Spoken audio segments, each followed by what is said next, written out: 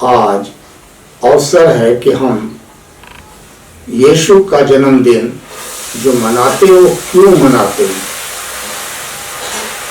पिछले कई वर्षों से बराबर ये बयान हो रहा है, वर्णन हो रहा है, यीशु का जन्मदिन मनाया जाता है। लोग क्यों मनाते हैं इस बात को अभी समझने में दिक्कत है हमको। हमने आज का विषय लिया यीशु मसीह का जन्म और उसके विषय में क्यों मनाते ये और किस स्तर पर मनाते हैं। तो पहला भाग ये है कि 700 वर्षों पूर्व इशाया भविष्यद्वक्ता ने अपने वचन में इशाया 7 और 14 में लिखा, एक कुंवारी गर्भवती होगी, वो पुत्र जनेगी, उसका नाम तुम इमानुएल रखना। इमानुएल का अर्थ होता है परमेश्वर हमारे साथ है। ये बात इधर 2000 साल पूर्व भी कही गई है। मत्ती 1 और 21 में एक कुंवारी गर्भवती होगी, वो एक पुत्र को जन्म देगी, उसका नाम यीशु रखना कि वो अपने लोगों को उनके गुनाहों से उद्धार दे। ये जन्म का सिद्धांत है यीशु मसीह का। इसलिए जो लोग इसमें लवलीन हो जाते हैं और खुशी के साथ मनाते हैं, उनका असली बड़ा दिन हो जाता है। बहुत से लोग अन्य भागों से, अन्य तरीके से अपना जन्मदिन मनाते यीशु के लिए, लेकिन वो इतना अच्छा नहीं लगता जितना कि हम प्रभु यीशु मसीह को जान जाएं। दूसरी बात, यीशु जो है वो कौन है? हमारे जीवन का उद्धार करता है। क्योंकि जब उसके जन्म के विषय में भविष्यवाणी की गई कि वो जब पैदा होगा उसका नाम यीशु रखना, क्योंकि वो अपने लोगों को जो यीशु मसीह को मानते हैं, अपने लोगों को उनके गुनाहों से छुटकारा देगा। बहुत बड़ी बात है और हमने इस बात को देख भी लिया।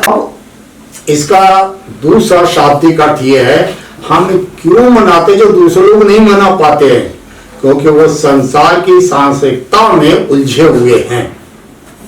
और ईश्वर की जो ईश्वरत्व है, यदि हम उसको आदर्श से माने तो ईश्वर को महत्व मिलेगा और हम उसको महत्व देने वाले व्यक्ति होंगे कि हम किस तरह से अपना यीशु का जन्मदिन मना रहे हैं। तो बहुत से लोग अन्य बातों से निभाते हैं, लेकिन हम इस तरह से निभाते हैं कि वो अपने लोगों को उनके पापों से उद्धार देगा। बहुत बड़ी बात है। तीसरा बात, ये जो बात लिखी गई यीशु मसीह के जन्मदिन के लिए, प्रभु यीशु मसीह के जन्मदिन के लिए, ये एक छोटे से स्थान के लिए, एक छोटे से शहर के लिए नहीं बताई गई, ये राष्ट्रीय स्तर पर बताई गई और अंतरराष्ट्रीय स्तर पर बताई गई। इसका मतलब, इसका महत्व बहुत बड़ा है यीशु का जन्म लेना।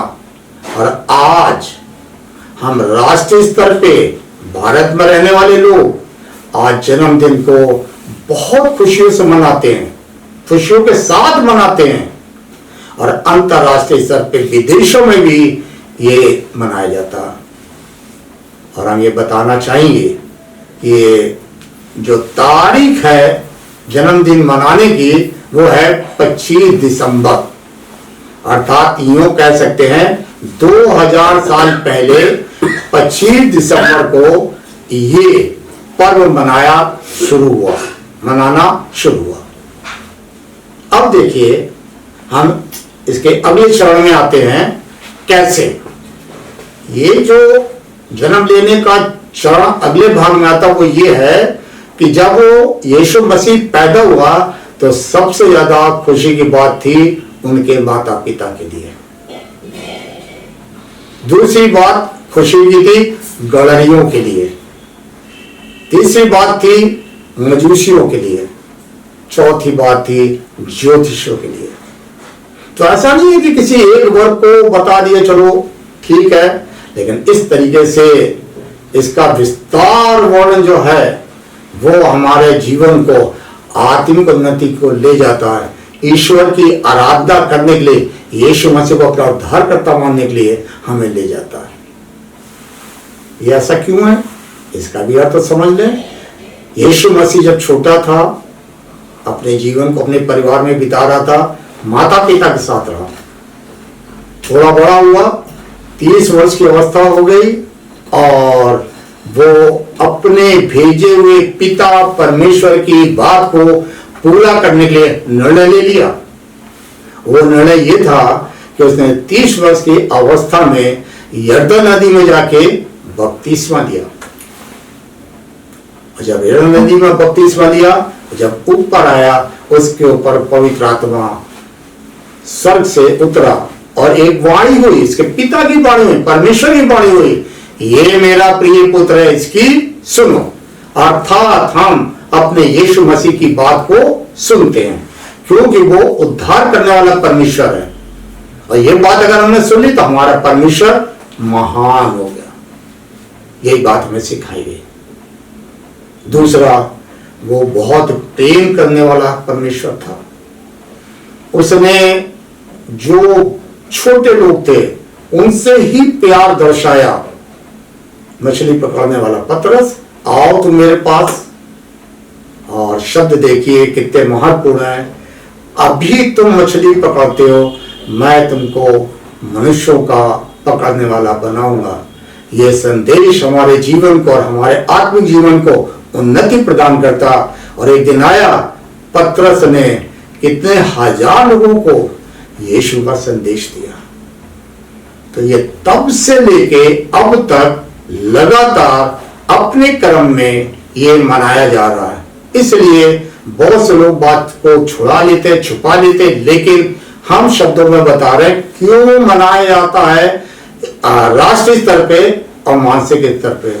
और खुशी की बात ये, इस दिन चाहे राष्ट्रीय स्तर हो चाहे अंतरराष्ट्रीय स्तर हो, छुट्टी भी हो जाती है इस दिन और सब लोग आनंद से प्रफुल्लित हो जाते हैं, खुश हो जाते हैं और ये कहते हैं आज हमारे यीशु का जन्मदिन है। ये कितना महत्वपूर्ण हमारे यीशु का जन्मदिन। हम अगर इसको समझ लें तो आज हमारा यीशु हमारे लिए उद्धार करता है। इतना अच्छा प्रेम दर्शाया, उसने गरीबों को चुन लिया, उसने निर्बल को चुन लिया और उसने सबके ऊपर दया की। ये परमेश्वर की मानता है जिसको उसके बेटे प्रभु यीशु मसीह ने दर्शाई। और अगर ये बात हमारे अस्तित्व में आ जाती है तो इसलिए हम यीशु मसीह को बहुत प्यार करते हैं और इसीलिए इतनी खुशी वाले उत्सव के ऊपर हम अपने यीशु मसीह का जन्मदिन मनाते हैं। हमें नहीं, पूरे विश्व में। और एक खास बात तो यह है, इसमें कोई भी जाति हो, सब उत्सव के रूप में सम्मिलित होते हैं। और इस दिन तो इतना अच्छा लगता है, कहीं हम मिठाई बांटते हैं, कहीं कार्ड बांटते हैं, कहीं केक खिलाते हैं, हम किसी घर भेंट करने जाते हैं और दूसरे लोग हमारे घर में आते हैं, भेंट करते हैं और कुछ भेंटों को लेके आते हैं, हमको देते हैं। यही तो उत्सव है, यही तो खुशखबरी है समाचार की। और ये समाचार जब हमारे पास आया, जैसे गलीलियों ने सुना था स्वर्गदूत के द्वारा कि एक जन्म लेने वाला व्यक्ति यीशु है, वो पैदा होगा और वो तुमको उद्धार देगा, उन्होंने बात मान ली। उसके बाद उन्होंने मान ली, जो मजूसी थे उनसे कहा तुम चलो वहां देखो, यीशु मसीह पैदा होगा चरनी में, और जब तुम वहां पे जाओगे सितारा तुम्हारे आगे आगे चलेगा और तुमको इस स्थान तक पहुंचाएगा। वे बात मान गए और वो उसके पीछे चल दिए, सितारे के पीछे। ज्योतिष लोग, उन्होंने अध्ययन की किताबें निकाली, शिक्षा ज्ञान, और उसमें लिखा था यहूदियों के राजा का जन्म कहाँ होगा। उन्होंने पढ़ के अपने राजा को बताया और वो भी उसको सिजदा करने चले गए। आज हम मनुष्य जाति भी यदि अपने परमेश्वर को आदर पूर्वक सिजदा करते हैं तो ये हमारे लिए गर्व की बात होगी। इतना अच्छा सुंदर वचन, शिक्षा जल्दी साधारण रूप से नहीं मिलता है, इसलिए हमें ये मानना चाहिए इतना सुंदर वचन लिखा हुआ और मैं इसको स्वीकार करता हूं। सांसारिक रूप से, सामाजिक रूप से, धार्मिक रूप से ये मेरा उद्देश्य है और ये बात मैं सबको बताना चाहता हूं।